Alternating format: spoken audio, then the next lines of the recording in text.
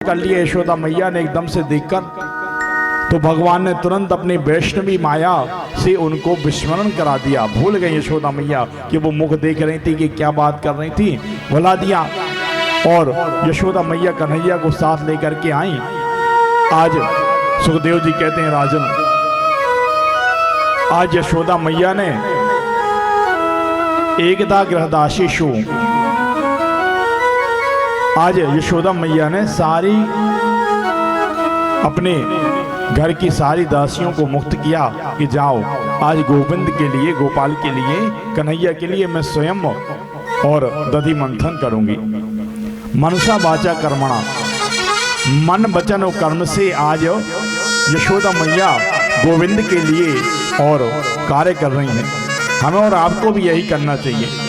कन्हैया के लिए सुंदर दधि मंथन करने के लिए यशोदा मैया ने और दधि मंथन कर रही हैं। माखन निकालने के लिए कन्हैया के लिए निकाल रही हैं, उन्हीं का ध्यान कर रही हैं, उन्हीं के गीत गा रही हैं और उन्हीं की सेवा के लिए, उन्हीं को अर्पण करने के लिए दधि मंथन कर रही हैं। सुखदेव जी कहते हैं राजन,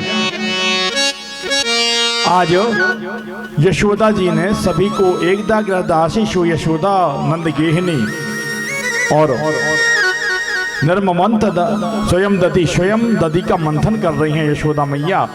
सब दासियों को मुक्त कर दिया, निकाल दिया और मनसा वाचा कर्मणा से और सेवा कर रही हैं। उनका ध्यान, उन्हीं के गीत गाए रही हैं, उनके लिए और दधि का मंथन हो रहा है।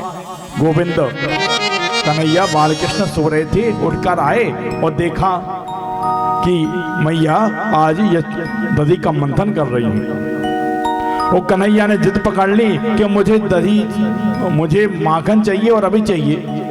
यशोदा मैया बोली, लल्ला थोड़ा रुक जा, मैं तेरे लिए ही तो दधि मंथन कर रही हूँ, अभी थोड़े ताजा माखन मैं तुझे दूंगी, तेरे लिए ही निकाल रही हूँ, तो चिंता मत कर, थोड़ा रुक जा। लेकिन कन्हैया अड़ गए कि नहीं नहीं, मुझे तो अभी चाहिए माखन, रोटी मैं अभी लूंगा। यशोदा मैया बोली ठीक है रुको, मैं लेके आती हूँ। तो दूसरा माखन लेने जैसे यशोदा मैया गई तो कन्हैया ने सोचा कि मैया को काफी थोड़ी देर लग गई आने में, लौटने में। तो कन्हैया ने सोचा कि मैं एक पत्थर उठाया और जिस मटकी में वो दधि मंथन कर रही थी वो मटकी कन्हैया ने उसमें जैसे ही पत्थर मारा तो वो फूट गई। अब कन्हैया ने तो केवल आवाज करने के लिए कि आवाज होगी तो मैया जल्दी दौड़ के आ जाएगी, लेकिन ये मटकी तो फूट ही गई। तो पहले ही रोने लगे कन्हैया मैया के आने के पहले। बच्चे ऐसे करते हैं ना कि मार पड़ेगी इसलिए पहले रोने लगो। तो कन्हैया पहले ही रोने लगे कि मैया आएगी अभी मार लगाएगी, पिटाई करेगी। तो पहले कन्हैया रोने लगे मैया के आने के पहले। और मैया ने जैसे देखा कि ये मटकी तो बहुत पुरानी थी, हमारे पूर्वजों की थी, और जब मैं नई ब्याहता घर आई थी तब मेरी सास के द्वारा दी गई मटकी है ये, और ये कन्हैया ने कैसे फोड़ दी। तो गुस्से में आकर के मैया ने छड़ी उठाई और कन्हैया को मारने दौड़ी। तो आज सुखदेव जी कहते हैं राजन, ये दृश्य देखिए, कन्हैया जिसके भ्रकुटी विलास से सृष्टि लय हुई, जिसके नेत्रों के भ्रकुटी के इशारे से समस्त सृष्टि लय हो जाती है, जिससे काल भी डरता है, आज वो परमात्मा, आज वो ब्रह्म एक साधारण सी गोपी और यशोदा से डर करके कैसे भाग रहा है, नेत्रों से आंसू गिर रहे हैं और कन्हैया भाग रहे हैं यशोदा मैया के डर से, और यशोदा मैया हाथ में छड़ी लेकर के कन्हैया को पकड़ने के लिए दौड़ रही है। हाथ में छड़ी लेकर के मैया पीछे दौड़ रही हैं, कन्हैया भाग रहे हैं, आगे आगे दौड़ते जा रहे हैं। और यशोदा मैया के जो बालों में जो बेड़ी लगी हुई है उस बेड़ी के पुष्प गिर रहे हैं, मानो यशोदा मैया के इस सौभाग्य पर वो पुष्प उनके चरणों में गिर करके उनको धन्यवाद कर रहे हैं कि धन्य है यशोदा तेरे भाग्य, जो आज ब्रह्म स्वयं तेरे बस में है, जो तेरे इशारे पर नाच रहा है, तुझसे डर करके भाग रहा है, धन्य है यशोदा तुम्हारे भाग्य। सुखदेव जी कहते हैं राजन, इस झांकी का दर्शन करो, विचार करो, अवलोकन करो और इसका चिंतन करो। कितना सुंदर दृश्य है। आज पार ब्रह्म परमात्मा बालक बने हुए और यशोदा मैया से अपनी माँ के डर से डर करके भाग रहे हैं और मैया पीछे छड़ी लेकर के दौड़ रही हैं। जब कन्हैया पकड़ में नहीं आए, मैया थकित हो गई, थक गई, चेहरे पे पसीने की बूंदें दिखाई देने लगी। तो कन्हैया ने सोचा कि मैया थक गई है, तो आज कन्हैया स्वयं रुक गए, पकड़ में आ गए। मैया ने जैसे कन्हैया को पकड़ा तो रस्सी ला करके बोले, तुम बहुत उपद्रवी हो गए हो, तुमने मेरी इतनी पुरानी मटकी फोड़ दी, अब मैं तुम्हें बांध के ही काम करूंगी, तुम बहुत उपद्रवी हो गए हो। तो कन्हैया को बांधने के लिए यशोदा मैया ने जैसे ही रस्सी लाई और जैसे ही बांधने लगी तो 2 अंगुल रस्सी कम पड़ गई। यशोदा मैया ने दूसरी रस्सी जोड़ करके फिर बांधना चाहा तो फिर से ऊखल से बांध रही थी, तो 2 अंगुल रस्सी कम पड़ गई, तो फिर से रस्सी जोड़ी, फिर 2 अंगुल कम पड़ गई। पूरे घर की रस्सी ला करके यशोदा मैया ने जोड़ती जा रही है, लेकिन वो 2 अंगुल कम ही पड़ जाती है जब बांधने लगती हैं। सुखदेव जी कहते हैं, राजन, जीव और ब्रह्म के बीच में माया और ममता रूपी जो दो अंगुल का अंतर है, इसी में जीव और ब्रह्म की दूरी बनी हुई है। जब यशोदा मैया हार गई, किसी प्रकार से कन्हैया को नहीं बांध पाई, आज जीव हार गया, ब्रह्म को नहीं बांध पाया। सहज में तो ब्रह्म बनता नहीं है, परमात्मा को बांधना सहज तो है नहीं। यशोदा मैया से जब किसी भी प्रकार कन्हैया नहीं बंध पाए तो उन्होंने आत्मसमर्पण कर दिया, हार गई और बोले कि अब तुम मुझसे बनता ही नहीं, मैं क्या करूं। जैसे ही हार गई, आत्मसमर्पण कर दिया और कि अब तुम बंधता ही नहीं, मैं क्या करूं। तो कन्हैया ने कहा बंध जाना चाहिए, और आज कन्हैया ऊखल से बंध गए। सुखदेव जी कहते हैं, राजन, यशोदा मैया कन्हैया को बांध करके अपने दूसरे गृह कार्य में लग गई। इतने में कन्हैया ने, बालकृष्ण ने वो ऊखल को खींचना प्रारंभ कर दिया। ऊखल पहले ऐसे होती थी, डमरू आकार की हुआ करती थी, बड़ी बड़ी पुराने समय में। अब तो वो जमीन में गड़ी होती थी, अब वो भी बंद हो गई, मिक्सी आ गई अब तो। लेकिन ऊखल का अलग एक महत्व था, और उस समय होती थी डमरू आकार की बहुत बड़ी। तो उस ऊखल को खींचते हुए गोपाल बालकृष्ण ने, और उनके आंगन में बीच में 2 वृक्ष लगे हुए थे, यमलार्जुन के वृक्ष।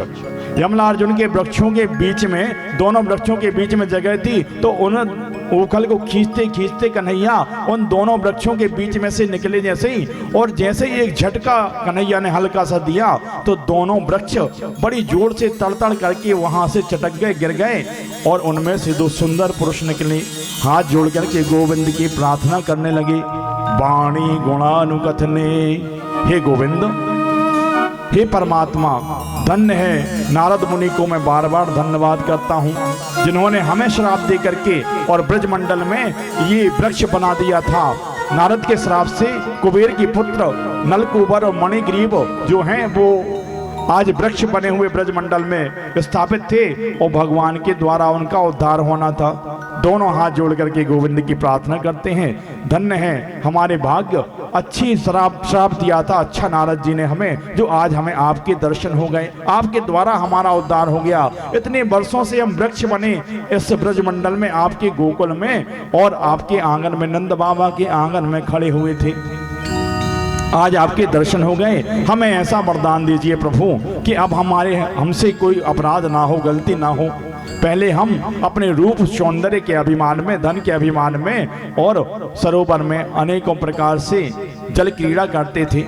नारद जी का हमने अपमान कर दिया था, तो नारद जी ने हमें श्राप दिया था कि दुष्टो, तुम्हें किसी संत और संत की मर्यादा तुमने नहीं की, संत का सम्मान नहीं किया, और उनके लिए तुमने अनादर किया है। हमारे सामने तुम जल क्रीड़ा कर रहे हो स्त्रियों के साथ सरोवर में, तुम्हें धन और सौंदर्य का इतना मद है, जाओ जल बन जाओ, वृक्ष की तरह खड़े रहो, वृक्ष बन जाओ। नलकूबर मणिग्रीव कुबेर के पुत्र थे, ब्रह्मा नारद जी के चरणों में पड़ गए, महात्मन हमसे अपराध हो गया, हमें क्षमा कर दीजिए, हमारे उद्धार का कोई उपाय बताएं। तो नारद जी ने कहा कि जब द्वापर के अंत में भगवान कृष्ण बाल रूप में जन्म लेंगे और यशोदा मैया उन्हें ऊखल से बांधेगी, तब वो तुम्हारे ऊखल से तुम दोनों को मुक्त कर देंगे, ऊखल घसीटते हुए लाएंगे और तुम दोनों मुक्त हो जाओगे।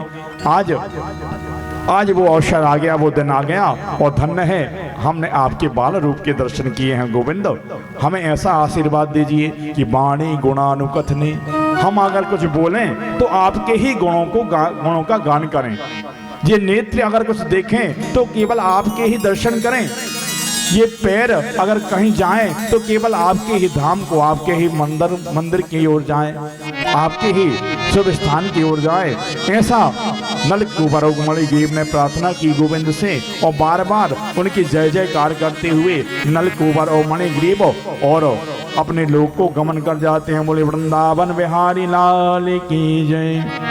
नलकूबर और मणिग्रीव के चले जाने के बाद जो वृक्षों के गिरने की आवाज हुई थी वो भगवान ने रोक दी थी, और जैसे ही नलकूबर और मणिग्रीव चले गए भगवान की प्रार्थना करके, उसके बाद वो गर्जना, उन वृक्षों के गिरने की आवाज पूरे घर में फैल गई। तो सब दौड़े भाई आए। नंद बाबा ने आकर देखा कि कन्हैया ऊखल से बंधे हुए हैं और उन दोनों के दोनों, कन्हैया के दोनों तरफ दोनों बड़े बड़े वृक्ष गिरे पड़े हैं। नंद बाबा ने विचार किया कि बताओ, भगवान ने मेरी कन्हैया को बचा लिया। तुरंत ऊखल से खोला, यशोदा मैया को डांटा कि तुमने बालक को ऐसे क्यों बांध दिया, कन्हैया को उसने इतना क्या अपराध कर दिया था। एक मटकी तो फोड़ी थी, कितनी मटकियां चाहिए तुम्हें, मैं ला के दूंगा, मगर इसको, कन्हैया को इस तरह कभी मत बांधना। और कन्हैया को गोद में लेकर के नंद बाबा विचार करने लगी क्या किया जाए। जब से बालक ने जन्म लिया है सब बुजुर्गों को, वृद्धों को बुलाया और बैठा ले। विचार किया कि जब से बालक ने जन्म लिया है तब से कोई ना कोई समस्या हम लोगों पे गोकुल में आती जा रही है। पहले पूतना आई, फिर सक्टासुर आया, फिर तृणावर्त आया, फिर अनेकों प्रकार से आज ये समस्या आ गई कि आज ये ऊखल मैं बंधा मेरा कन्हैया और ये वृक्ष मेरे कन्हैया के ऊपर गिर गए होते तो क्या होता, इतना छोटा बालक है, क्या करना चाहिए। तो सबने कहा, सब कन्हैया को बड़ा प्रेम करते थे, स्नेह करते थे। तो कन्हैया ने कहा कि बाबा क्यों ना हम वृंदावन चलें, वृंदावन सुना है बहुत अच्छा स्थान है, और क्यों ना हम वृंदावन चलें, वृंदावन चल करके और हम सब वहीं रहेंगे सुखी सुख से। सबने कन्हैया की बात का समर्थन किया और सब आज कन्हैया को लेकर के और सारे ब्रजवासी अपने सब सामग्री को लेकर के, गाय बैल, गाय भैंस इत्यादि सबको लेकर के, बैल को और सब सामग्रियों को लेकर के सब ग्वाल बाल, नंद बाबा, कन्हैया, यशोदा मैया सब आज वृंदावन की ओर प्रस्थान कर जाते हैं। बोले वृंदावन बिहारी लाल की जय। वृंदावन धाम की अद्भुत महिमा है और भगवान को वृंदावन बड़ा प्रिय है। आज भगवान ने वृंदावन में प्रवेश किया अपने गोप सखाओं के साथ, बाल सखाओं के साथ, और सारे ब्रजवासी उनके साथ वृंदावन में पहुंच जाते हैं। सुखदेव जी कहते हैं राजन, सुखदेव जी कहते हैं राजन, भगवान के वृंदावन गमन के बाद आज भगवान ने माता यशोदा से जिद की कि मैं भी गौचारण के लिए जाऊंगा, मैं भी गैया चराने के लिए जाऊंगा। तो यशोदा मैया ने कहा ठीक है। गोपाष्टमी का एक मुहूर्त निकाला गया। बोले बेटा अभी तुम छोटे हो, अभी गाय तो नहीं, अभी तुम बछड़ों को चराने जाया करो, यहीं आसपास जा कर के और बछड़ों को चरा के ले आया करो। तो गोपाष्टमी में मुहूर्त निकाला गया और आज कन्हैया गौचारण के लिए जाने लगी। यशोदा मैया ने पाँव में पन्ही जैसी पहनाने लगी तो कन्हैया ने कहा नहीं, जब मेरी गौ माता और गौ में पाँव में पन्ही नहीं पहन रही तो मैं भी नंगे पैर जाऊंगा। आज कन्हैया ने पाँव की पन्ही को त्याग दिया। भागे नहीं करें, वृंदावन को गीत होने लगे। बोले वृंदावन बिहारी लाल की जय। ओ मन चल रहे, ओ मन चल रहे वृंदावन धाम, चल रहे वृंदावन धाम, राधे राधे गाए। चल रहे वृंदावन धाम, राधे राधे गाएंगे। चल रहे वृंदावन धाम, राधे राधे गाएंगे। चल रहे वृंदावन धाम, राधे राधे गाएंगे। राधे राधे गाएंगे, श्यामा श्यामा गाएंगे। राधे राधे गाएंगे, श्यामा श्यामा गाएंगे। राधे राधे गाएंगे, श्यामा श्यामा गाएंगे। राधे राधे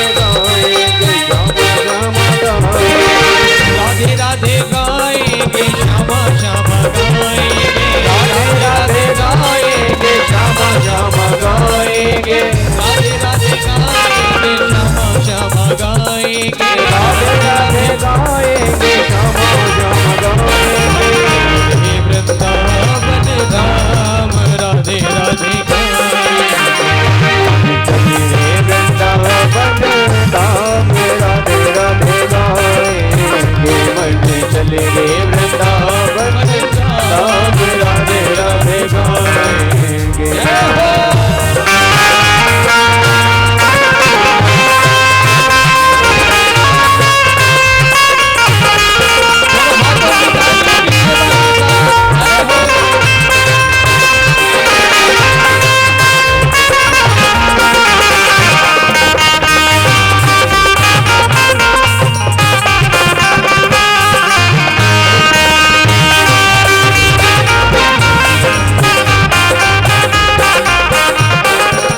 वृंदावन में बाके बिहारी वृंदावन में बाके बिहारी वृंदावन में बाके बिहारी वृंदावन में बाके बिहारी ओढ़ के बैठो कांवरिया कारी ओढ़ के बैठो कांवरिया कारी मिल जाए मिल जाए मिल जाए श्यामा श्याम राधे राधे गाएंगे मन चले वृंदावन धाम राधे राधे गाएंगे मन चले वृंदावन धाम राधे राधे गाएंगे वृंदावन धाम राधे राधे गाएंगे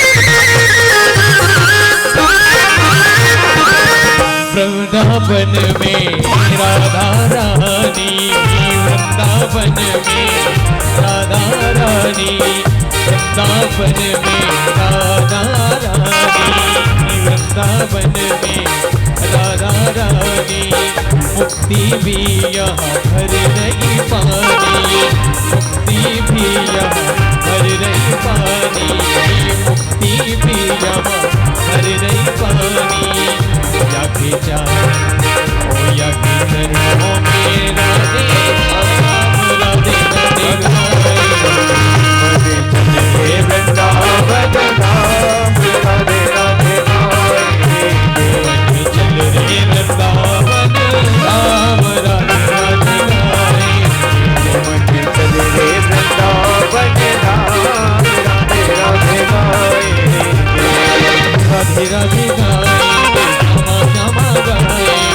राधे राधे गाएंगे राधे राधे गाएंगे राधे राधे गाएंगे श्यामा श्यामा गाएंगे ओ राधे राधे गाएंगे श्यामा श्यामा गाएंगे ओ राधे राधे गाएंगे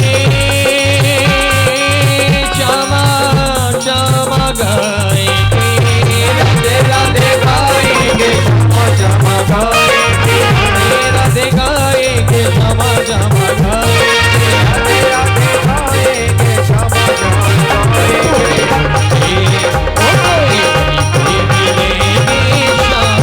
श्यामा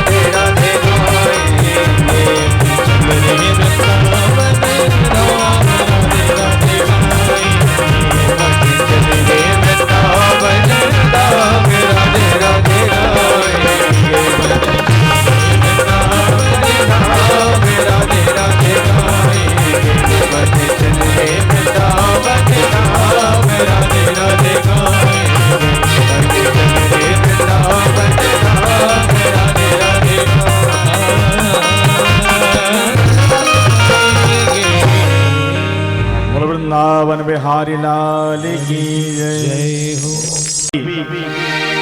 ब्रजवासी आज कन्हैया के कहने पर वृंदावन धाम में पहुंच गए और वृंदावन में निवास करने लगे। दिव्य सौंदर्य है वृंदावन का, अद्भुत महिमा है, जिसकी महिमा स्वयं गोविंद ने वर्णन की है, स्वयं भगवान ने जिसकी प्रशंसा की है। ऐसे पावन स्थल है वृंदावन धाम। आज भी वृंदावन धाम की महिमा अद्भुत है। एक व्यास जी कथा सुना रहे थे, कथा में उन्होंने सुनाया कि यशोदा मैया ने भगवान कृष्ण का विविध श्रृंगार किया है। पांव में सुंदर सोने की पायल पहनाई है, कमर में सोने की करधनी पहनाई है, गले में सुंदर हार पहनाया है, हाथों में बाजूबंद पहनाए हैं और कलाई में कंगन बांधे हैं और सुंदर मोर मुकुट, घुंघराले बालों के बीच में मोर मुकुट और मोतियों की लड़ी लगा दी है। भगवान का स्वरूप अत्यधिक सुंदर है। और आज बालकृष्ण भगवान की उस सुंदर श्रृंगार करके आज बालकृष्ण और वैष्णव को चराने के लिए वन में गए हैं। व्यास जी एक कथा सुना रहे थे मंच पे बैठ के, कहीं भागवत की कथा चल रही थी और एक चोर वहीं बैठा हुआ एक पेड़ के पास बैठा हुआ सुन रहा था। चोर ने विचार किया कि ये किसकी बात कर रहे हैं। पंडित जी जब कथा करके जाने लगे, लौटने लगे, तो रास्ते में उसने पंडित जी के गर्दन पे तलवार रखी। बोले बताओ कौन से लड़के की बात कर रहे थे आप, जो इतना श्रृंगार करके वन में उसकी माँ ने भेजा है। पंडित जी घबरा गए कि बोले ये कहाँ से आ गया और ये कैसी बात कर रहा है। बोले बताओ नहीं तो मैं तुम्हें अभी समाप्त कर दूंगा। पंडित जी ने प्राण बचाने के लिए बोले भैया वो तो नंद का लाला है, यशोदा का लाला बच्चा है और यशोदा मैया उसको श्रृंगार करके भेजती है।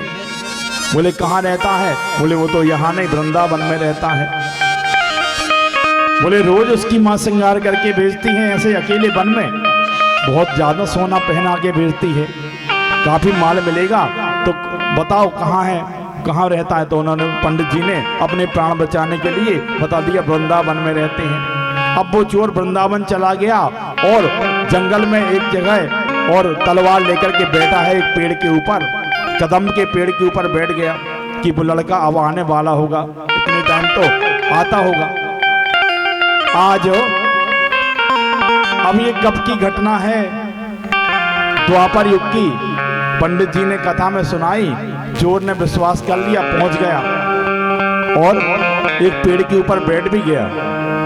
आज कन्हैया श्रृंगार करके उसी मार्ग से आ गए जहां वो चोर बैठा हुआ था। तो चोर तुरंत उस पेड़ से उनके सामने कूद गया और देख के कन्हैया के रूप को, सौंदर्य को और अद्भुत आश्चर्यचकित हो गया। धन्य है, कितना सुंदर बालक है, अद्भुत स्वरूप छवि भगवान की कन्हैया की उस चोर ने देखा। जैसे चोर को भगवान के दर्शन हुए, उसने भगवान बालकृष्ण के दर्शन किए, उसकी सारी मन के जो विकार थे, मनोवृत्ति जो बिगड़ गई थी, वो सब सुधर गई और उसका मन भगवान के श्री चरणों में लग गया और उनके बार बार उनके स्वरूप को निहार करके बड़ा खुश हो रहा है, चोरी वोरी करना भूल गया। अब उसने आकर के पंडित जी को फिर पकड़ा दूसरे दिन। बोले पंडित जी गजब का लड़का बताया आपने। बोले क्या गजब का लड़का बताया? बोले हाँ, जो आपने कहा था ना वो श्रृंगार करके उसकी माँ वन में भेजती है गौचारण के लिए, मैंने कल जाकर के वृंदावन में देखा है और वो तो बड़ा सुंदर बालक है, इतना सुंदर बालक है कि मुझे तो उसकी एक भी चीज, एक भी गहने उतारने की मेरी हिम्मत नहीं हुई, बहुत सुंदर बालक है। तो पंडित जी को बड़ा आश्चर्य हुआ कि मैं इतने साल से, इतने वर्षों से भगवान की कथा सुना रहा हूँ और उनके स्वरूप का चित्रण कर रहा हूँ, आज तक तो भगवान ने मुझे दर्शन नहीं दिए और ये चोर डाकू और इसको भगवान ने कैसे दर्शन दे दिए। बोले अच्छा हमें भी बताओ कहाँ है वो लड़का। अब वो चोर भगवान इनको पंडित जी को साथ में लेकर गया और उसी समय जिस समय वो भगवान उस दिन आए थे आज फिर आए। चोर बता रहा है कि देखो वो आ रहा है, वही लड़का, कितना सुंदर श्रृंगार है उसका, मयूर पंख बांधे हुए है और पाँव में पायल पहने हुए है, कमर में करधनी लगाए हुए है, देखो तो कितना सुंदर लग रहा है। अब पंडित जी को तो कहीं दिखाई नहीं दे रहा, उसी चोर को दिखाई दे रहे हैं भगवान। तो ये है भाव और विश्वास। उसने पंडित जी को के अंदर वो कथा जरूर बाँच रहे थे, लेकिन भगवान के प्रति उनका विश्वास नहीं था, अटल विश्वास नहीं था। लेकिन चोर के अंदर वो विश्वास जागृत हो गया। लोभ तो था धन चुराने का कि कितना अधिक सोना उसके पास है, सोने की वस्तुएं पहन के आता है, मैं उसको सोना चुराऊंगा। और लोभ से गया था, लेकिन वास्तव में भगवान ने उसकी सरलता देख करके और उसको दर्शन दे दिए। इतनी सुंदर दिव्य महिमा है वृंदावन की। और ये घटना कलयुग की है, वो तो सतयुग में हुए थे, द्वापर में भगवान ने अवतार लिया था, लेकिन ये घटना कलयुग की है। तो कहने का तात्पर्य कि हमें और आपको गोविंद के श्री चरणों में, उनके चरित्रों में पूर्ण विश्वास करके उन्हें सुनना चाहिए, उनमें उनके श्री चरणों में अपने मन को लगाना चाहिए, अपने मन को निर्मल करना चाहिए। हमारा और आपका किसी से बैर हो भी गया है तो उस बैर को समाप्त कर दो। सत्संग में जाने का यही फल है। आप एक दूसरे से बैर बना हुआ है, अगर भाई एक दूसरे से बात नहीं कर रहे हैं, उनके कार्यक्रम में एक दूसरे को अपने घर के कार्यक्रमों में नहीं बुला पा रहे, तो ऐसे अवसर आते हैं जब सत्संग होता है, श्रीमद् भागवत इत्यादि होती है, ऐसे कार्यक्रम आयोजित जब होते हैं तो अपने परिजनों को, अपने कुटुंबियों को, रिश्तेदारों को बुलाओ। या पड़ोस में किसी से आपकी कोई बातचीत कभी हो भी गई हो, तब भी उन्हें मना के बुला के ले आओ। क्यों? ये जीवन छोटा सा है। इस छोटे से जीवन में हम कहाँ बुराई करके और एक दूसरे से द्वेष करके अपने जीवन यही समाप्त कर देते हैं, उससे कोई फल मिलने वाला नहीं। हमें मैत्री भाव से रहना चाहिए। और निज प्रभु मैं देखूं जगत कैसन करूं विरोध। अगर आप सब में अपने प्रभु को, अपने गोविंद को देखने लगे तो फिर कोई बैर करने का कोई प्रश्न ही नहीं रह जाएगा। जब आपको सब में अपने भगवान दिखने लग जाएं तो फिर आप किसी से बैर थोड़ी कर पाएंगे। शत्रु में भी आपको अपने भगवान दिखे, मित्र में तो भगवान दिखेंगे, अपने परिजनों में भगवान दिखे, दूसरों के परिजनों में भगवान दिखे, हर जीव में भगवान दिखे। नामदेव जी ने भगवान की कैसी भक्ति की। नामदेव जी ने भगवान की भक्ति अद्भुत की है। भगवान के लिए भगवान की भक्ति कर रहे थे नामदेव जी, बड़े भक्त थे भगवान के। अब भगवान को भोजन इत्यादि कराना और उनको भोग लगाने के लिए उनके पिता ने बोल दिया। नामदेव जी ने भगवान को भोग लगाने के लिए सामने बर्तन में और व्यंजन बना करके, खीर बना करके रखी। कहा प्रभु भोग लगाइए। पिताजी बोल गए हैं कि भगवान को खिला देना, उसके बाद भोजन करना।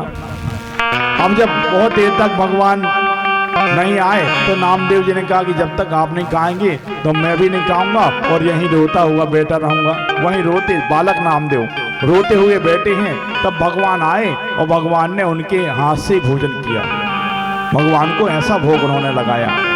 एक बार की बात, उन्हें इसके बाद हर जीव में अपने प्रभु के दर्शन होने लगे। एक बार नामदेव जी भोजन बना रहे थे, हाथ की रोटियां बना रहे थे और रोटियां बना के एक तरफ रखी हैं। इतने में एक कुत्ते ने वो रोटियां अपने मुंह में दबाई और भागने लगा।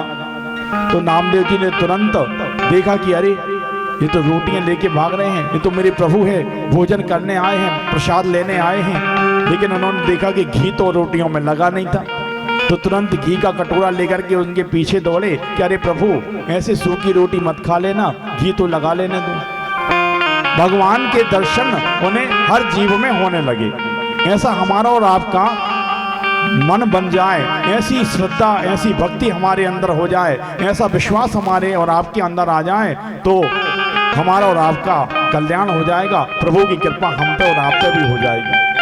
तो हमें अपने अंदर के द्वेष विकार त्याग करके और परमात्मा का नाम चिंतन करना चाहिए, उनका भजन करना चाहिए, उनकी सुंदर सुंदर कथाओं को अपने हृदय में स्थापित करना चाहिए।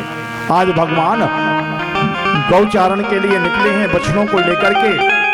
कंस ने बकासुर नाम के एक राक्षस को भेजा जो बहुत बड़ा बगुला बन करके और अपना चोंच फाड़ करके भगवान को अपने उठा करके भागने लगा, निगलने लगा। तो भगवान बालकृष्ण ने अपना रूप बढ़ाया और उस बगले के मुंह को फाड़ दिया। तो वो बगला रूपी बकासुर जो है प्राणांत हो गया। बोले वृंदावन बिहारी लाल की जय।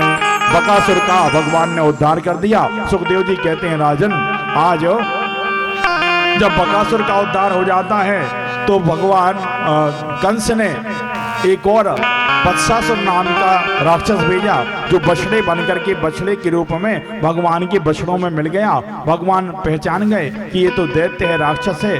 तो भगवान ने खेल खेल में दूर गए और उसे भी अपने साथ ले गए और ले जाकर के भगवान ने घुमा करके उसे जो पछाड़ा तो वत्सासुर के भी प्राणांत हो जाते हैं। वत्सासुर को भी मुक्ति भगवान ने दे दी, मोक्ष कर दिया। वत्सासुर के प्राणांत करने के बाद आज भगवान ने अघासुर का उद्धार किया।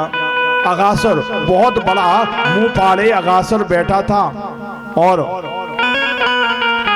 सब ग्वालों ने समझा, भगवान के बाल सखाओं ने समझा कि ये कोई गुफा है। अब वृंदावन इन लोगों के लिए नया स्थान था तो उन्होंने सोचा ये कोई बहुत अच्छी गुफा है, सुंदर गुफा है, चलो उस गुफा में चलते हैं, अंदर प्रवेश करते हैं। तो सारे ग्वाल और गाय बछड़े लेकर के इनके बाल सखा उस अजगर के मुख में चले गए। बहुत विशाल अजगर के रूप में अघासुर खड़ा हुआ था, मुंह खोले। भगवान बस बाहर थे तो अघासुर ने अपना मुंह बंद नहीं किया कि जैसे ही कृष्ण कन्हैया अंदर आए और मैं अपना मुंह बंद कर लूंगा तो ये इन सबके प्राणांत हो जाएंगे, सब समाप्त हो जाएंगे।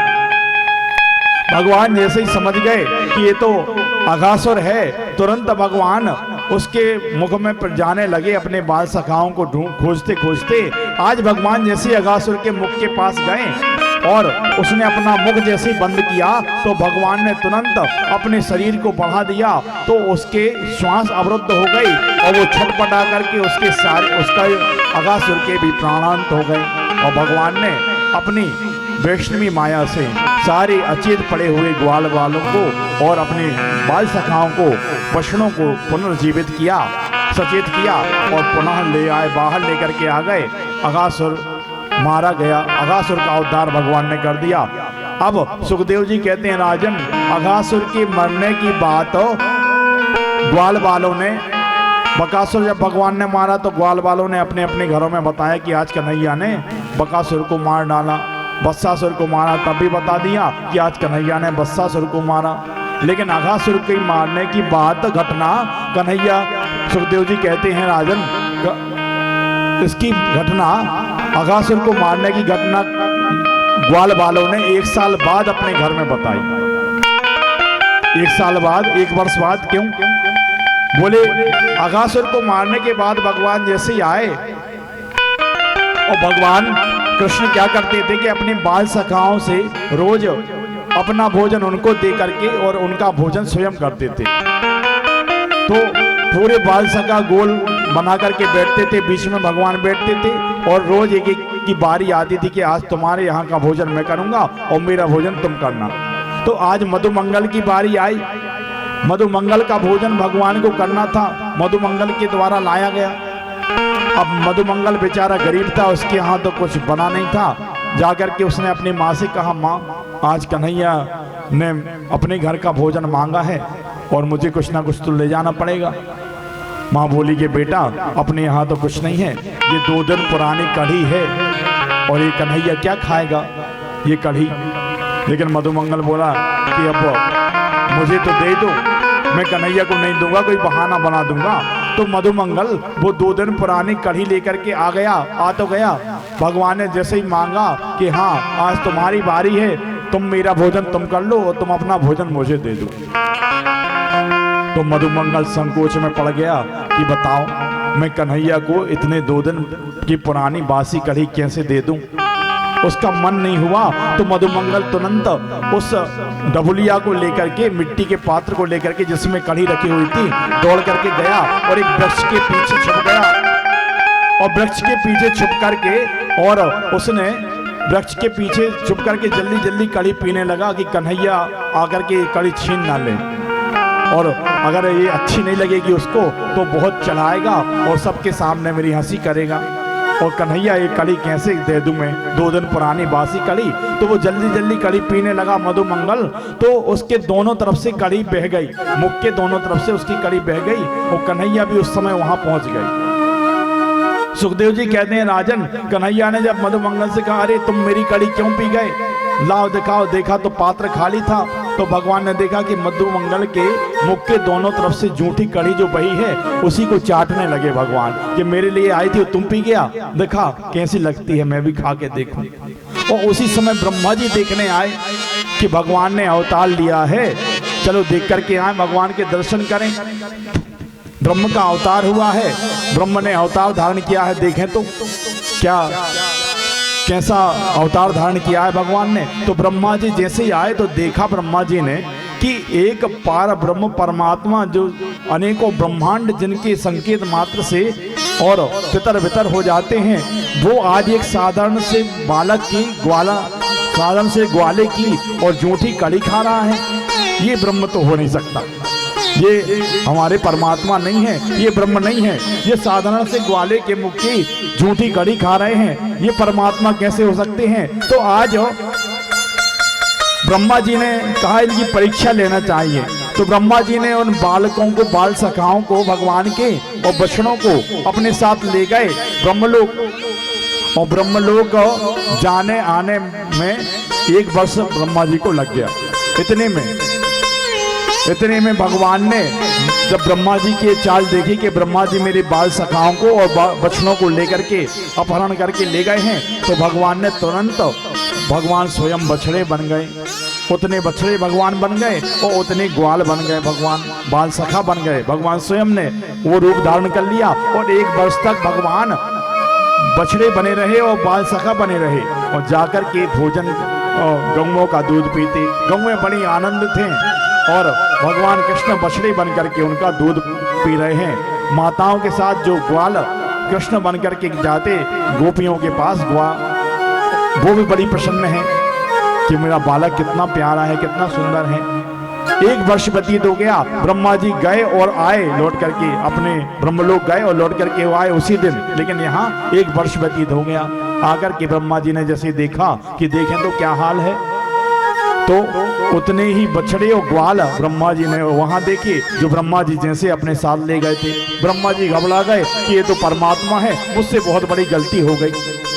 तो ब्रह्मा जी ने जल्दी जल्दी में भगवान से क्षमा याचना की। भगवान ने क्रोध भरी दृष्टि से ब्रह्मा जी को देखा, क्योंकि ब्रह्मा जी ने बहुत बड़ी गलती कर दी थी, उनके बाल सखाओं को और ब्रजवासियों को और बछड़ों को उनसे दूर कर दिया था 1 वर्ष के लिए। तो ब्रह्मा जी को भगवान ने क्षमा नहीं किया, क्रोध की दृष्टि में ब्रह्मा जी को देखते रहे। ब्रह्मा जी घबरा गए, प्रभु मैं आपकी माया को नहीं समझ पाया, और जल्दी जल्दी में ब्रह्मा जी ने 3 परिक्रमा की और चले गए। सुखदेव जी कहते हैं राजन, ब्रह्मा जैसे ज्ञानी और भगवान की माया से इस प्रकार से मोहित हो गए कि उनकी माया को नहीं समझ पाए। उन्हें लगा कि ये ब्रह्म नहीं है, तो उन्होंने उनकी परीक्षा लेने की गलती कर दी। और साथ में परिक्रमा का एक विधान है, प्रदक्षिणा का एक विधान होता है, किस देवता की कितनी परिक्रमा करनी चाहिए, ये विधान बताया गया है। और ब्रह्मा जी जैसे ज्ञानी को कैसे पता नहीं होगा।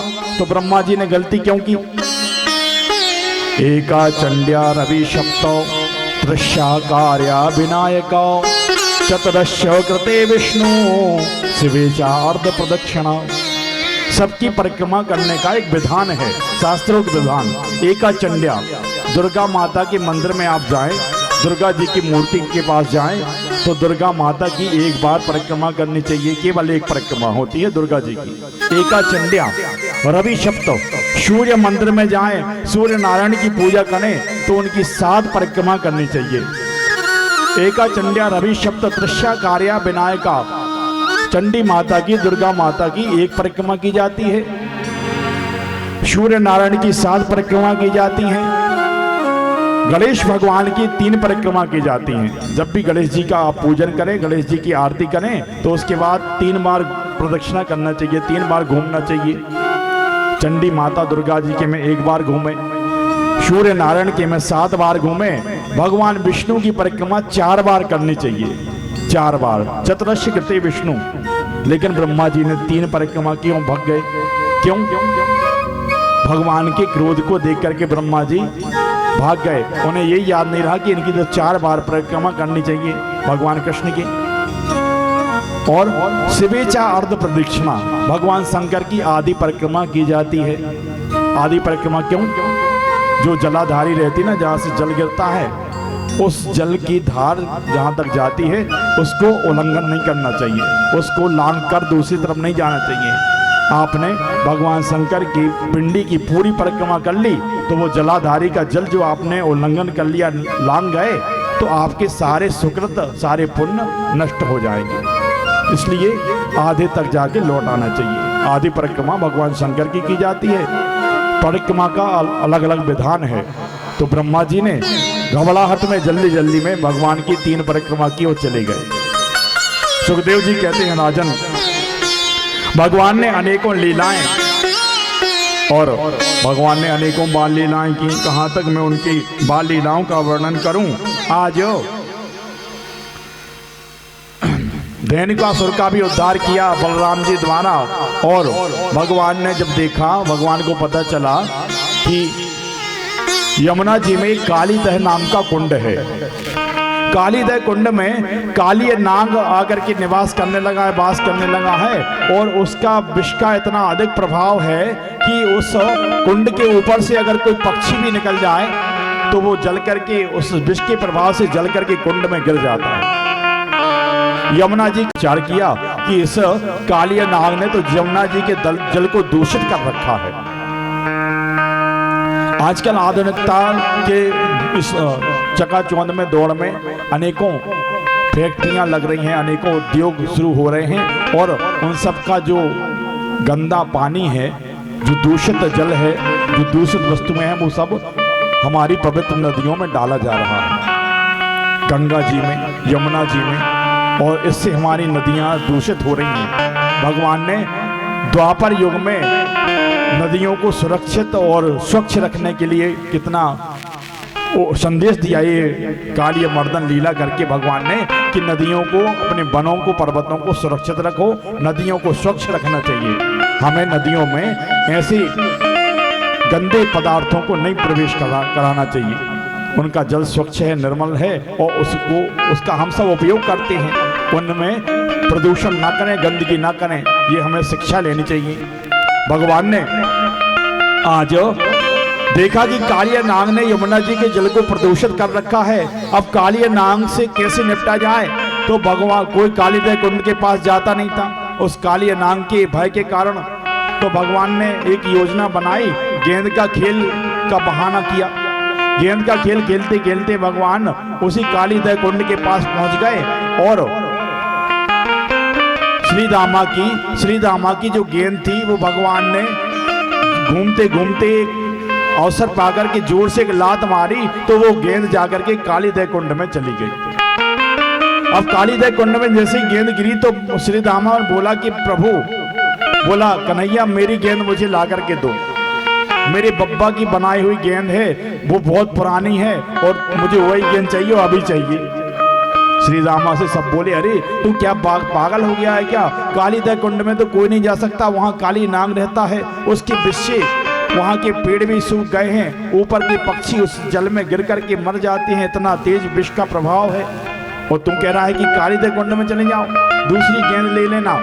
भगवान बोले, कन्हैया बोले कि श्री दामा मैं तुझे और अच्छी गेंद दे दूंगा, इससे भी अच्छी गेंद दूंगा। श्री दामा बोला नहीं, मुझे तो वही गेंद चाहिए हमारी, अभी ला करके दो। तुम्ही ने उसको गेंद को कालीदह कुंड में डाला है। भगवान कदम के पेड़ पे चढ़ गए, बोले श्री दामा देख मैं कूद जाऊंगा। श्री दामा बोले कूदो चाहे कुछ भी करूं, मेरी गेंद ला करके दो। भगवान ने तुरंत कदम के पेड़ के ऊपर से कालीदह कुंड में छलांग लगा दी। और जैसे कालीदह कुंड में भगवान कूदे तो उस समय काली नाग सो रहा था, नाग पत्नियां सामने आ गईं और भगवान के बालकृष्ण के सुंदर स्वरूप को देख करके नाग पत्नियां मुग्ध हो गईं। कितना सुंदर बालक है, अद्भुत, कितना सुंदर स्वरूप है इस बालक का। कहां से आए हो, तुम्हारा क्या नाम है, और इस कालीदह कुंड में तुम्हारे आने का क्या मतलब है, किस लिए आ गए हो? तुम यहाँ से चले जाओ। मेरे स्वामी जो हैं वो बड़े क्रोधी हैं, बड़े भयंकर हैं और वो तुम्हें जीवित नहीं छोड़ेंगे। तुम बालक, तुम बड़े सुंदर हो, तुम यहाँ से चले जाओ। नाग पत्नियां विनय कर रही हैं, प्रार्थना कर रही हैं भगवान से, लेकिन गोविंद कह रहे हैं कि मैं तुम्हारे ही पति से मिलने आया हूँ, कहाँ है वो? नाग पत्नियां बोली कि आप तो इतने छोटे हो और इतने सुकुमार दिखाई दे रहे हो।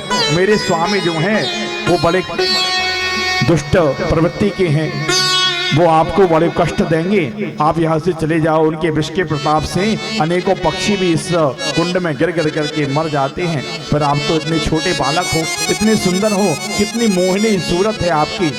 भगवान के दिव्य स्वरूप को देख करके नाग पत्नियां मोहित हो रही हैं। भगवान ने कहा मैं तुम्हारे पति से ही मिलने आया हूँ। नाग पत्नियों ने इशारा किया कि वो वहाँ सो रहे हैं। भगवान ने जाकर के जैसे काली नाग को एक लात मारी तो वो एकदम अपने 101 फन को उठा करके और बड़ी लाल लाल नेत्रों से भगवान को देखने लगा। और जैसे ही भगवान ने उसको जगा दिया तो काली नाग भगवान के शरीर से लिपट गया और उन्हें अपने आगोश में ले लिया। भगवान ने रूप बढ़ा करके उसे उसके बंधन को ढीला किया और भगवान उस काली नाग के एक एक फन को अपने चरण प्रहार से एक एक फन को तोड़ते हुए और उससे विष निकालते हुए भगवान नृत्य करने लगे। तो काली दे पे खेलन आयो री मेरो बारो सो कन्हैया। काली दे पे खेलन आयो री मेरो बारो सो कन्हैया। काली दे पे खेलन आयो री मेरो बारो सो कन्हैया। मेरो बारो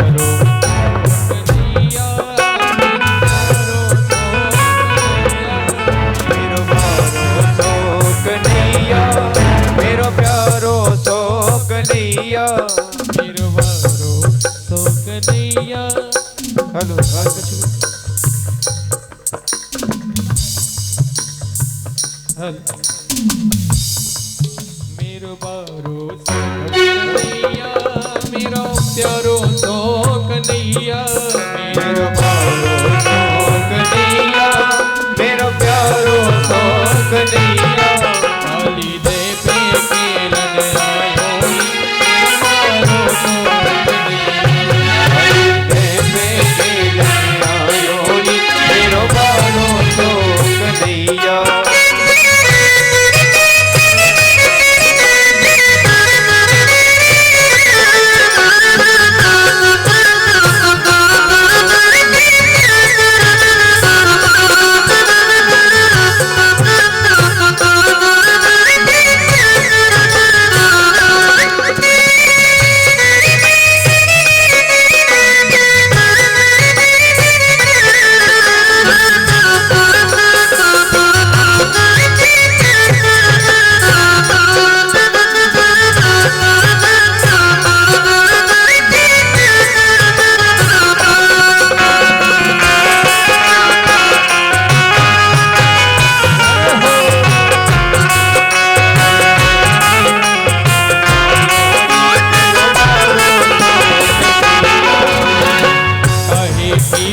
गेंद बनाई, काहे की पट गेंद बनाई।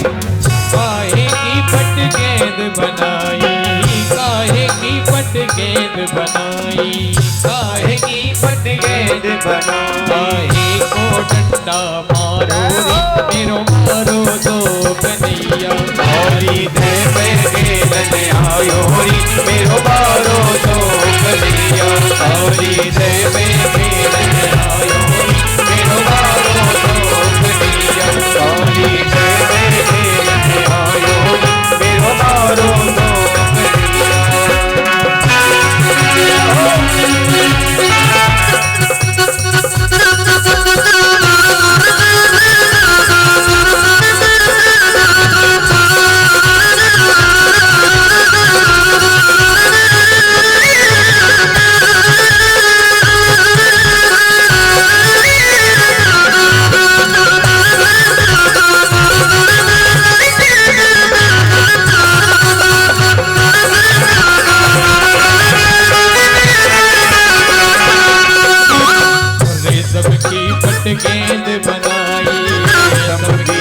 गेंद बनाई, रेशम की पट गेंद बनाई, रेशम की पट गेंद बनाई, रेशम की पट गेंद बनाई, रेशम की पट गेंद बनाई।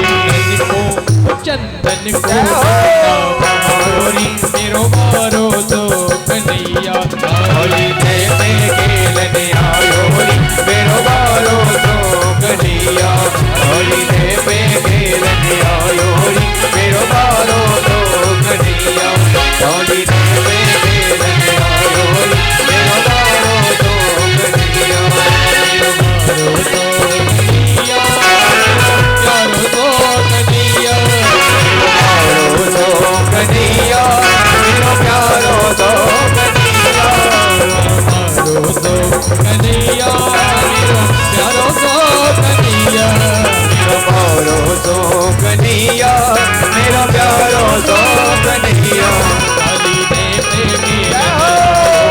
मेरो मारो तो कन्हैया, काली दे खेलने आयोरी मेरो मारो तो कन्हैया, काली दे खेलने आयोरी मेरो मारो तो कन्हैया, काली दे खेलने आयोरी मेरो मारो तो कन्हैया, काली दे खेलने आयोरी मेरो मारो तो कन्हैया, मेरो मारो तो कन्हैया, मेरो मारो तो कन्हैया, मेरो मारो तो कन्हैया।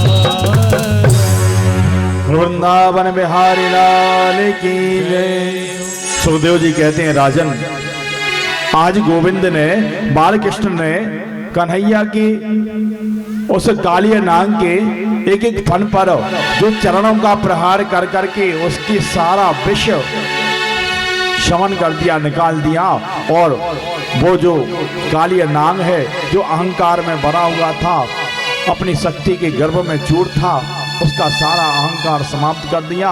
और कालिया नाग के ऊपर नृत्य करते हुए, उसके फनों पर नृत्य करते हुए कन्हैया कालीदय कुंड से बाहर आने लगे।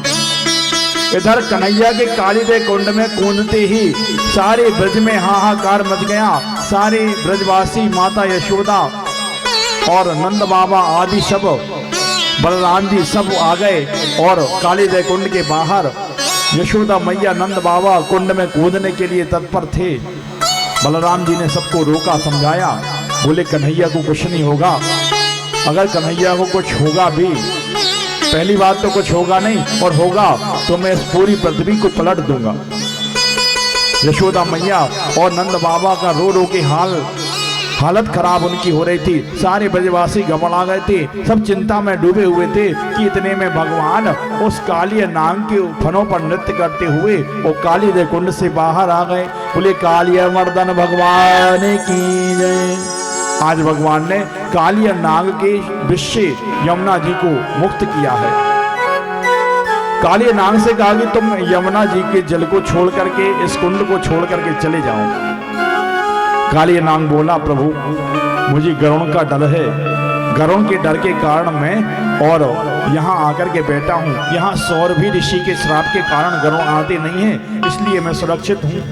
भगवान ने कहा गरुण तुम्हारा कुछ नहीं करेंगे, तुम्हारे मस्तक पर मेरे पद चिन्ह बन गए हैं, पैरों के चरणों के निशान बन गए।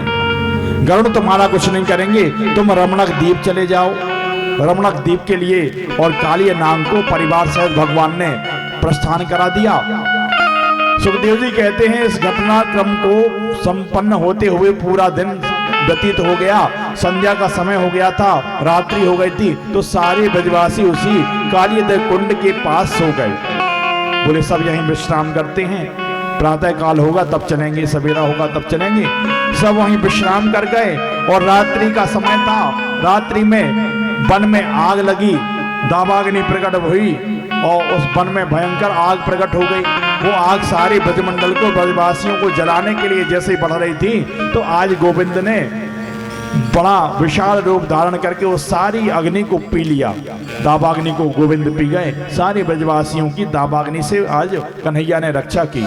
सुखदेव जी कहते हैं राजन, भगवान कृष्ण के, बाल कृष्ण के संरक्षण में सारे ब्रजवासी बड़े आनंदित हैं, निश्चिंत हैं और आनंद से अपना जीवन व्यतीत कर रहे हैं। कन्हैया की बातों का पर पूरा विश्वास उनको होता है और वो उनकी बात मानते हैं। वृद्ध भी उनकी बातों को मानने लगे हैं कृष्ण, भगवान कृष्ण की। सुखदेव जी कहते हैं राजन 7 वर्ष के हो गए हैं कन्हैया। आज जैसे ही सब ब्रजवासी घर में आए और कन्हैया बछड़े चरा करके बाहर लौट करके आए तो देखा अनेकों प्रकार के से नगर में सजावट हो रही है। आज कन्हैया ने क्या किया, कन्हैया ने बछड़ों को चराने गए तो कन्हैया को मार्ग में एक बांसुरी प्राप्त हो गई और सुंदर वेणु का वादन कन्हैया ने किया। इतनी सुंदर बांसुरी गोविंद ने कन्हैया ने बजाई कि सारा ब्रज सारा त्रलोक को मोहन हो मोहिनी बांसुरी बजाई। अद्भुत बांसुरी वेणु का वादन कन्हैया ने किया कि सारा त्रलोक का भगवान की उस बांसुरी की धुन को सुनकर के मुग्ध हो गया, मोहित हो गया। सारी बछड़े गौएं भी उनके पास आ गईं और उनको एकटक देख रही हैं और मयूर भी नृत्य कर रहे हैं भगवान की उस बांसुरी को सुनकर के। दिव्य वेणु वादन भगवान का हुआ, अद्भुत वेणु वादन की लीला भगवान ने की। सारा ब्रजमंडल बांसुरी की धुन को सुनकर के प्रसन्न हो गया, मुग्ध हो गया, त्रिलोक मोहित हो गया। देवता स्वर्ग से भगवान की उस बांसुरी की धुन सुनकर के मुग्ध हो गए हैं, सब आनंदित हैं। आकाश से देवता आकाश में छा गए, भगवान की उस वेणु वादन से प्रसन्न हो गए और ऊपर से पुष्पों की वर्षा करने लगे। सुखदेव जी कहते हैं राजन अद्भुत बांसुरी का वादन भगवान ने किया है, बांसुरी बजाई है। और आज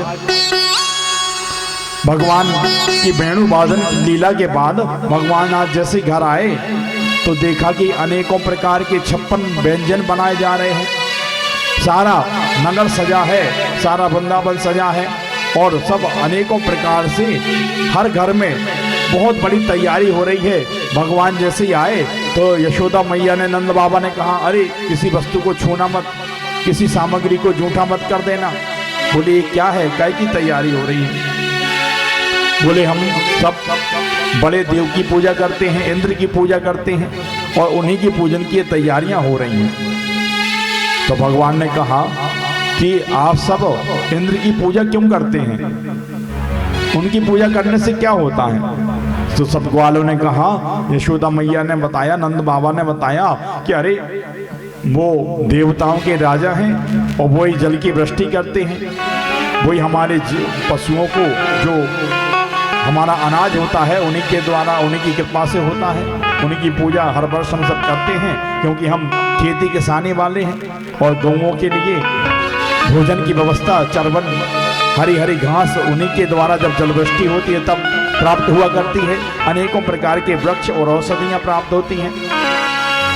तो भगवान ने कहा नहीं, कर्मणः जायते जंतु, बोले अपने अपने कर्म के द्वारा हर व्यक्ति, चराचर जगत, समस्त संसार अपने ही कर्मों के द्वारा और फल भोगा करता है। इसमें किसी प्रकार से ना इंद्र सहायता करता है ना कोई। हाँ, अगर आपको पूजना ही है तो गिरिराज गोवर्धन का पूजन करें। बोले गिरिराज गोवर्धन का? बोले हाँ, वो प्रत्यक्ष देवता है।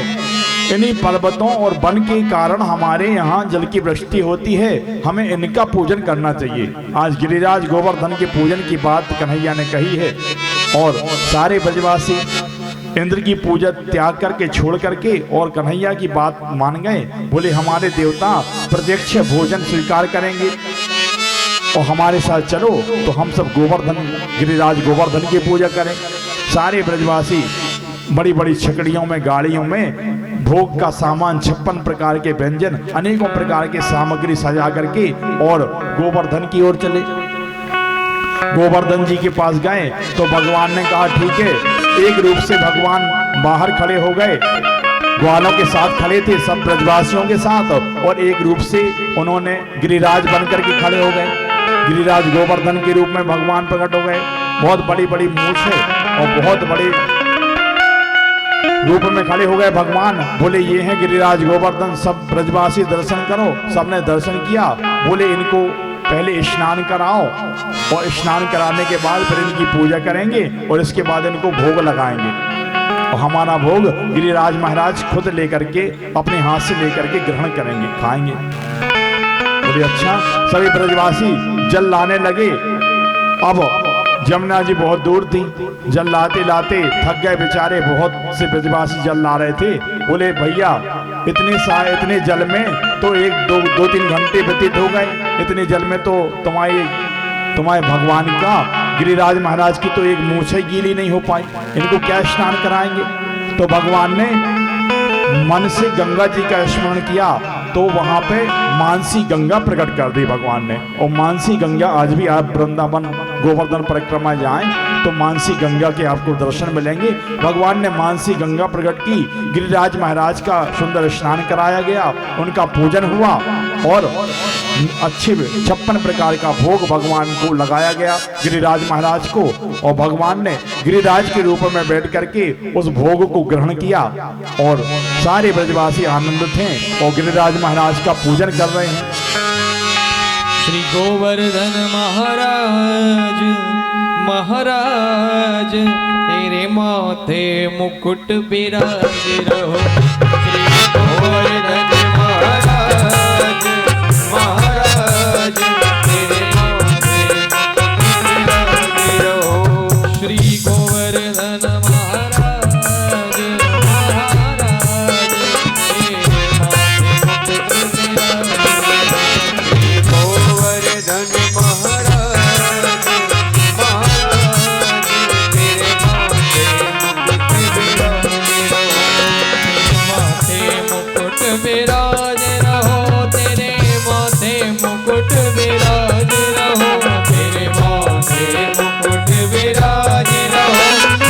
माथे मुकुट बिराज रहो। तेरे माथे मुकुट बिराज रहो। तेरे माथे मुकुट बिराज रहो। तेरे माथे मुकुट बिराज रहो। तेरे माथे मुकुट बिराज रहो। तेरे माथे मुकुट बिराज रहो। श्री गोवर्धन महाराज महाराज तेरे माथे मुकुट बिराज रहो। श्री गोवर्धन महाराज महाराज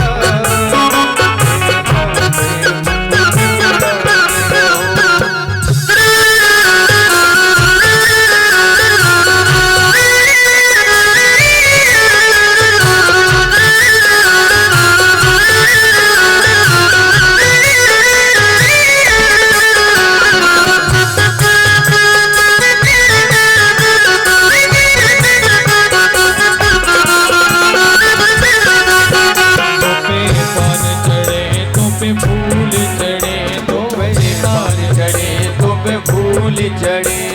पान चढ़े तो पे फूल चढ़े तो पे पान चढ़े तो पे फूल चढ़े तो पे पान चढ़े तो पे फूल चढ़े तो पान चढ़े तो पे फूल चढ़े और चढ़े दूध की धार तेरे माथे मुकुट बिराज रहो। श्री गोवर्धन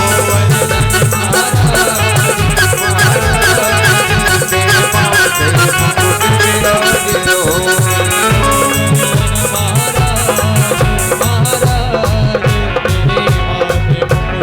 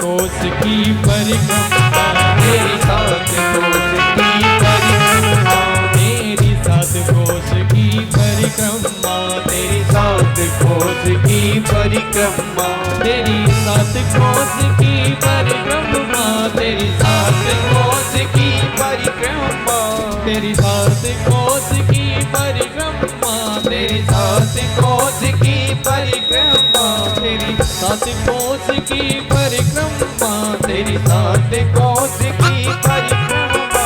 चक्रेश्वर चक्रेश्वर है विश्राम विश्राम, तेरे माथे मुकुट विराजी रहो श्री गोवर्धन महाराज महाराज, तेरे माथे मुकुट विराजी रहो श्री गोवर्धन महाराज महाराज, तेरे माथे मुकुट विराजी रहो श्री गोवर्धन महाराज महाराज,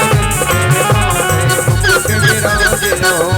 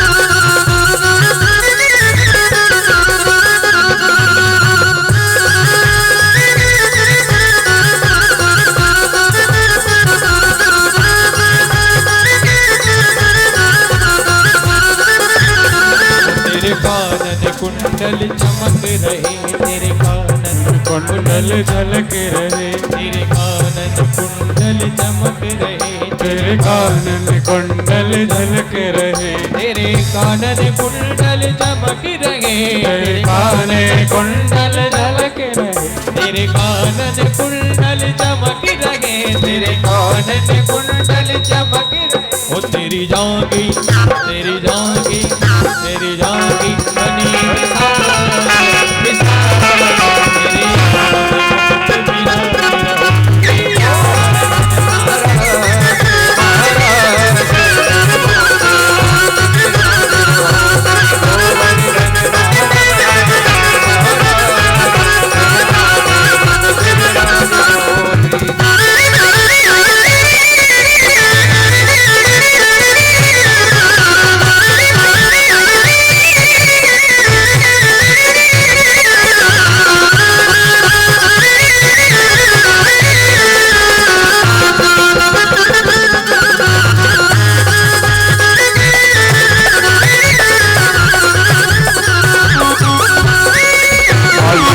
गोवर्धन जी का श्री गर्गाचार्य जी ने विधिवत पूजन कराया है और उनको 56 भोग और उनको प्रसाद में अर्पण किए गए। सब ब्रजवासी आनंद थे। आइए हम और आप भी गिरिराज महाराज का 2 मिनट पूजन करें और इसके बाद पूजन में जिनको पूजन करना है पूजन करें और जिनको गोवर्धन की पूजन के बाद नृत्य करना है तो पूजन के बाद आप सब नृत्य कर सकते हैं। बोले वृंदावन बिहारी लाल की जय। हरे ओम शुद्धबालः सर्वशुद्धबालो मणिबालस्त अस्मिनः श्वेताः श्वेताक्षोरुणस्ते रुद्राय पुष्पदे कर्णजामा अविलुप्ता रुद्रानवो रूपाः पार्जन्याः केशवाय नमः माधवाय नमः नारायणाय नमः ऋषिकेशाय नमः ओम अपवित्रा पवित्रो वा सर्वावस्थांगतो विवा स्मृत पुंडरीकाक्षः सबाह्याभ्यंतरा शुचेः। शुद्ध स्नान करवावें गोवर्धन भगवान की। ओम शुद्धबाला सर्वशुद्धबालो मणिबालस्त अश्विनः श्वेताः श्वेताक्षोरुणस्ते रुद्राय पशुपतये कर्णजामा अविलिप्ता रुद्रानवो रूपाः पार्जन्याः शुद्धोदकस्नानं समर्पयामि श्री गोवर्धन भगवान।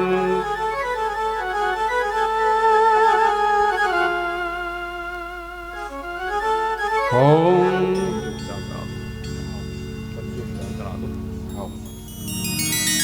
पंचोपचार पूजन पंडित जी ध्यान करा के। ओम कृष्णाय वासुदेवाय हरे परमात्मने नमः प्रणतः क्लेशनाशाय गोविंदाय नमो नमः। बोलो गोवर्धन भगवान की जय। भोग लगवा दें।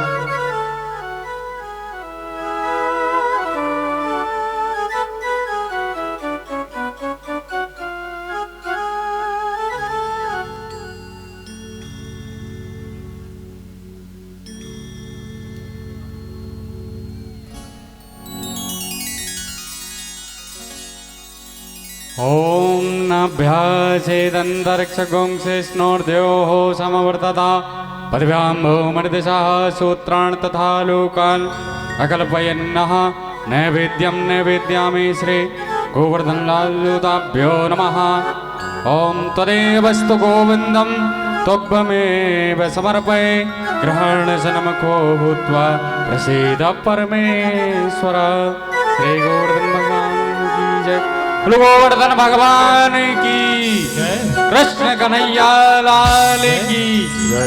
और जिनको भी पूजन करना हो वो आगे आगे पूजन कर सकते हैं।